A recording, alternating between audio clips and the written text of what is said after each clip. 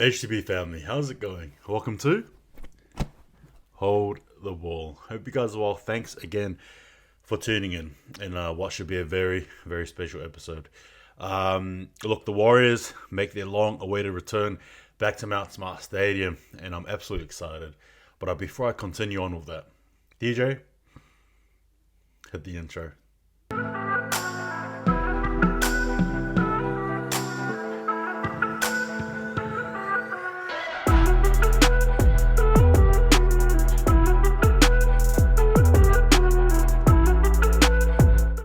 Warriors are now back in New Zealand, back at Mount Smart Stadium, back where they belong, back at home.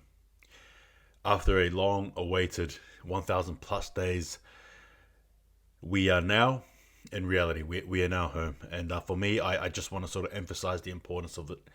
Today I was looking through the Instagram and the Facebook and the Twitter, which you can all follow me on, by the way. I was actually just overcome by emotion, a very strong sense of emotion. Emotion that can only be described as passionate, that can only be described as just genuine, true love. It's as a fan, you feel something. It's an emotion connection. It's love.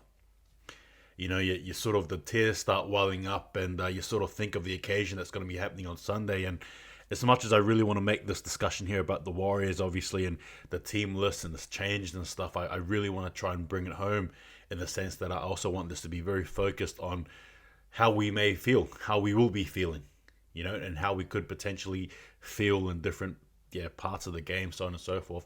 So I really want to try and, I guess at the same time bring it here, but I also bring it there. But in saying that, without further ado, we'll go to the team list. There's Reece Walsh at fullback, Dylan Watt and Slesnik, as well as Montoya make up the wings.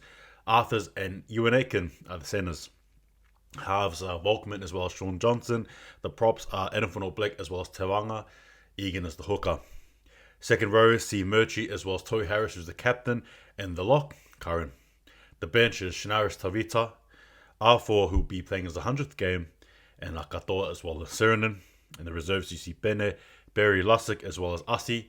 And Pompey is the 18th man. Obviously, Yoooooo is now back at centers. This may be the move that the Warriors have needed to do for quite some time, potentially. But look, in saying that, it's good to see him there. It's refreshing in the sense that it's funny. That's his normal position. But yeah, it's good for us. Hopefully. Obviously, Curran. It's great to see Curran in there. Toy Harris as well, obviously. Volkman playing again. Beautiful to see. Shinaris Tavita, utility. I guess the reality is I really want to just be upfront. I have no time for negativity here in this particular moment. We all love to, or not even the negativity as much as it is just, perhaps a difference of opinion.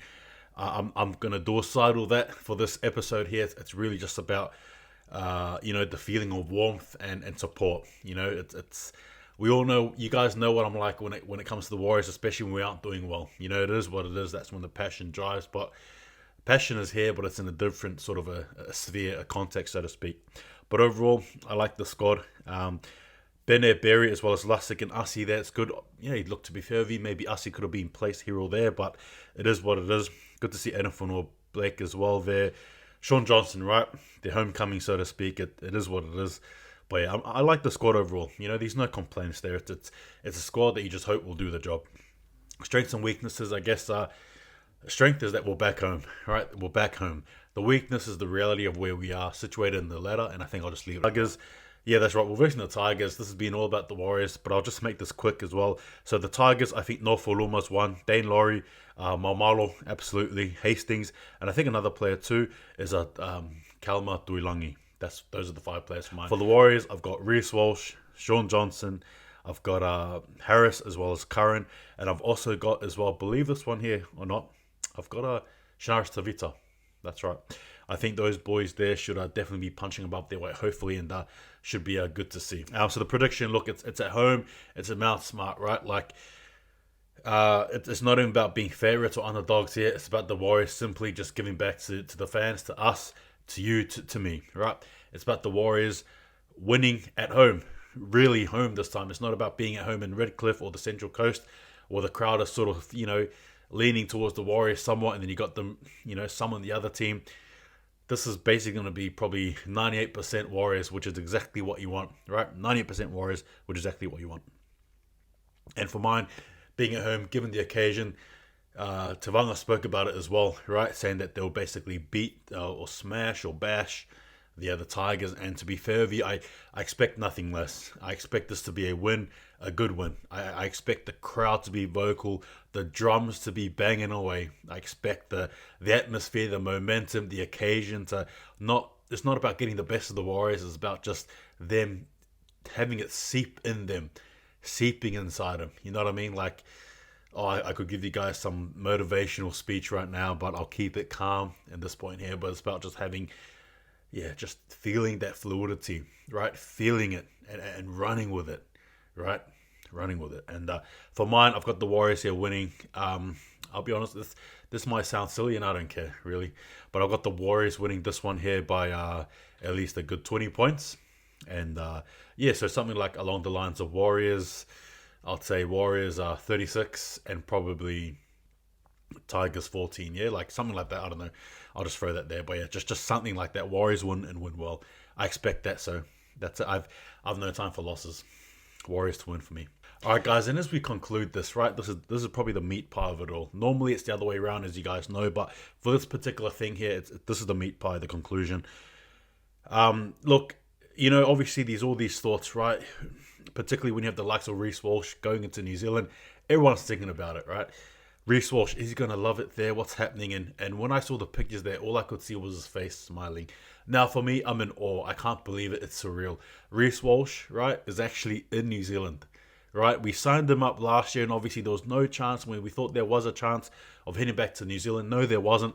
And now he's actually here with us, and I believe it's his first time in New Zealand. And if you go back to one of my first videos last year, one of my very first videos last year, I actually touched on the fact that Reece Walsh signed with us and was open to coming to New Zealand. Fast forward a year plus later, a year and a few weeks later, and here we are. It's surreal. Yes, all these things traveling in the back of all these questions, obviously, you know, will he love it there? Obviously, I encourage you guys who are going there as well to show him the love, right? That's all you can do in that setting. Show him the love, the respect, and just you know, treat him like a superstar, basically. Sean Johnson as well, right? We all know, right? The last time he played for us, 2018, that was the last time he was in Mount Smart. Obviously, moving to the Sharks after that. But for him to come back, I saw his interview as well. He seemed happy. He seemed good. He seemed well. He seemed fresh, and I think he's really ready to take this on. Now, do I expect a different Sean Johnson to what we're being used to getting? I hope so. You know, putting it nicely, I hope so, and I mean that genuinely. So it was actually good to see a smiling Sean Johnson, right? Someone who looks very carefree, very good, very happy. I'm assuming things are going well now that he's back in New Zealand, and I don't blame him. So again, it's going to be good to see him there. Another player as well that comes to mind is Josh Curran. We all know Josh Curran. If you haven't seen his interview, unfortunately the name slips me, but he had a recent interview, one of the All Techs, I think, run podcasts. He talks about New Zealand and he calls it home. You know, when Curran said that, oh man, you know, honestly, I love the Warriors that much, but you know, you sort of analyze that and you feel something. You feel that emotion and it wells up. And you know, you look at a player like Curran and how fortunate we are to actually have someone like him. You know, someone who's not afraid to get dirty, right? Rolls with the punches, delivers the punches, you know, is the punches. You know what I mean? And to hear that, it's just awesome. And now we are back there. You got the likes of Walkman, you know, Lussick as well. Understanding that there are some players who've never been to New Zealand, right? No idea, right? They've never been here, and yet here they are. And not only is it an awesome thing for us, but it's awesome for them, right? I would assume. And I just want to sort of talk about being at Mount Smart, like I touched on before. When the boys are there, I really hope that the people who are going there, the crowd in general, just give them so much joy and remind them about what being a fan's about. Remind them about, you know, what being a true Warriors fan is about. We understand that this year has been absolutely, especially in the last couple of months, has been rubbish. It hasn't been ideal. But as a fan base, I call for moments like this where we forget about where we're at, we forget about the ladder, and we just think about the fact that the boys are home. They are finally home, right? And it's not even about who's going to play well, who you don't want in the team. This is the team. This is who we're going to roll with. Let's do it, right? And I think that's where it's at for me. And I just want to push and emphasize that point, that it's not about this or that. It's just about the boys who are playing, honoring them, right? Honoring the Warriors, loving the Warriors, and just looking forward to it. As I touched on to earlier, I look through the stuff and the photos and the pictures, and yeah, I absolutely getting emotional. And even as I'm sort of talking now, the tears are sort of welling up. It's an awesome, beautiful reality, and a reminder as well that though it may be rough sometimes with this team, and absolutely it is really rough. Believe you me, I don't need to preach. I'm preaching to the choir, but when it's good, it's good. Yeah, when it's good, it's good.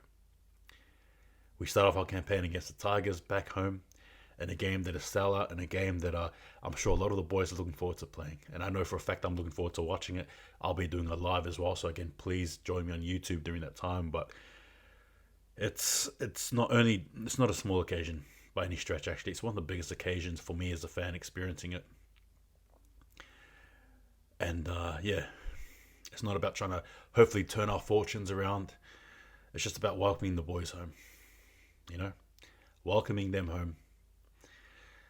I'm happy as, and I hope you are too. It's beautiful. Anyway, guys, I'm going to finish this off. Thank you again for watching. Take it easy. Yeah. Well, it's finally here.